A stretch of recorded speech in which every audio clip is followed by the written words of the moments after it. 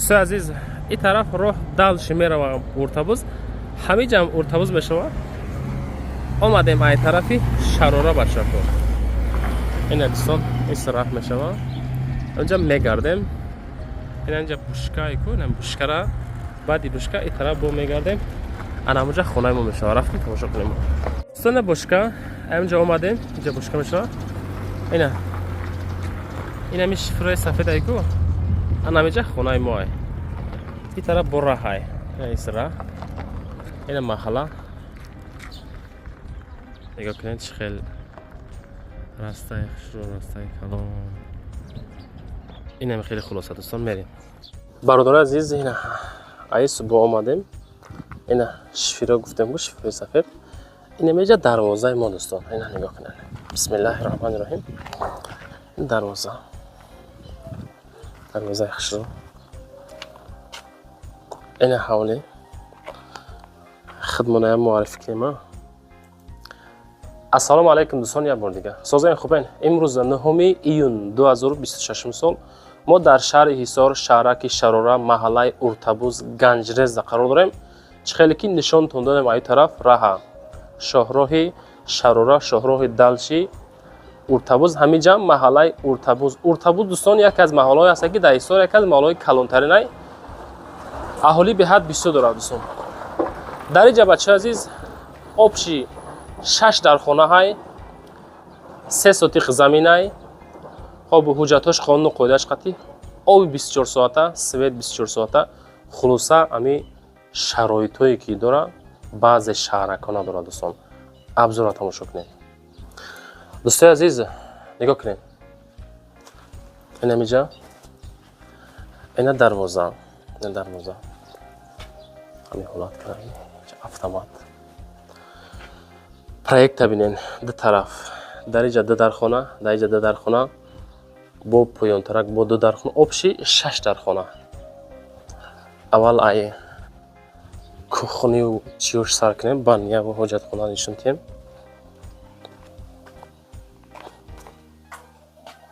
اینه برادرو همین حالت این حالت با فکر نکنید که خانه مثال برکه کریشه داره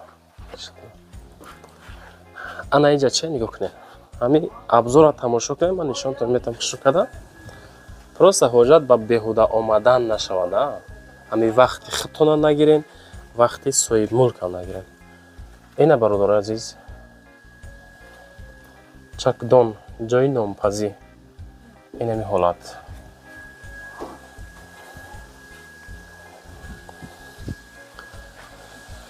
در اینجا دوستان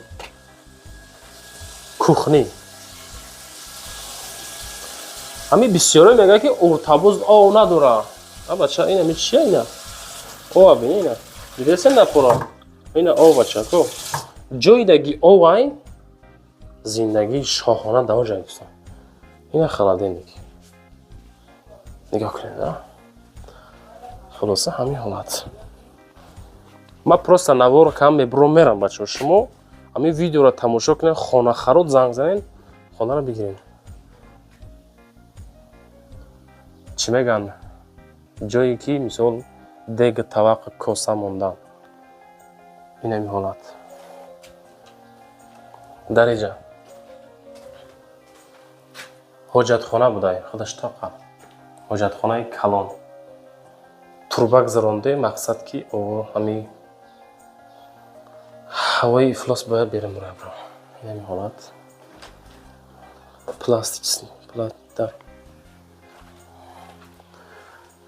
در اینجا میشود دوستان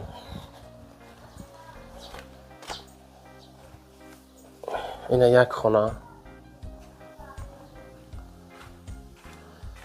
کاندیسیونر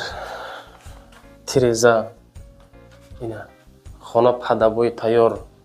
خانه کلان خشرو اینه دوستان دویم خانه این همی حالت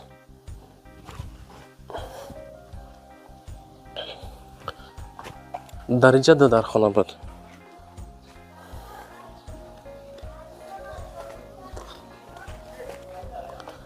اینجا با دو خانه با این طرف با نشان میدیم.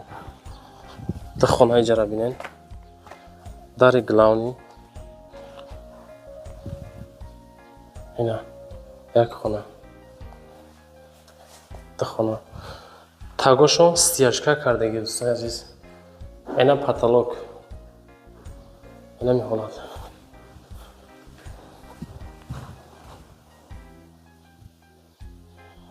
اینا برادر عزیز خانه کلونای 7 با 4 با فکرم.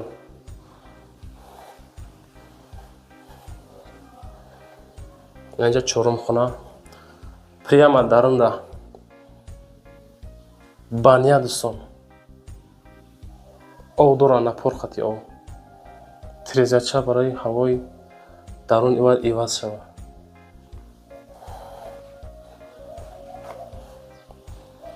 как веран бори. Бачако лайкоту намонен, подписаться кунен. Ҳамин дастгирӣ шава. Бо иншоалло хонаҳои арзон мешавад. Ина дӯстон калидорчаш панҷум хона. Шуморо намедонам, ман ҳамира хона ҳисоб мекунам. Дӯстон нигоҳ кунед ина.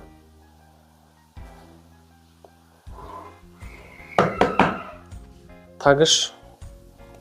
ина миқа ина ягон чи мемонен наи пичинази мегирам баъд мехӯрам ина дӯстон хонаи шашам аммо ябин чӣ хушрӯ ҳасон кардагӣ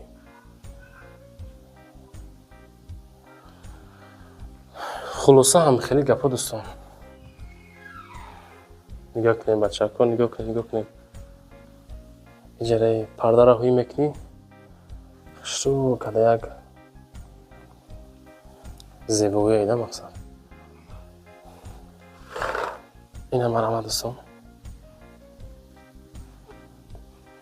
تیزور شب نیم کلون نرخشه گپ زنیم بچه ها نرخشه دوستای عزیز навора тамошо кардем хонаро пол нишон додем ҳамаша фаҳмоши шумода ягон ҷои нофаҳом боша агар соҳибхона инами ватсапи соҳибмулкай соҳибхона занг мезанед ёки менависен дар ватсапшон ёки занг мезанед дӯстон чӣ хел диден 6 дар хона 3 сотиқ замин хоб гирдаш забор хонаи криша баняи дарона ҳоҷатхонаи беруна анҷомхона хоб кухни ҳамаш хулоса шароитҳои соз дар уртабуз якмин хонаи дидесам ки мисол хеле шароитҳои хуб қатӣ савдош десай 486,000 сомонӣ бо савдо дорам 486,000 сомон аз думи савдо тв занг занед дӯстони азиз арзанда ҳаст ё не шумо фикротонро комментария кунед хай бо иншоалло ягон муомила мешавад бача азиз хонаро диден рақамоша занг занед аз думи канали мо лайкҳоро монен дар канал подписаться кунен ин ҳамин номерои ма баромагӣ рӯи экрани шумо чизе дорен роӣ кунен ёки омада ай пешам хе хушукан навор мекунем ба зудӣ савдо карда метавем чунки сайтҳое ки мо реклама мекунем якта не бачаҳо 2 инстаграм фейсбук хоб 4 ютуб канал тикток инстаграм хулоса дар хизмати шумо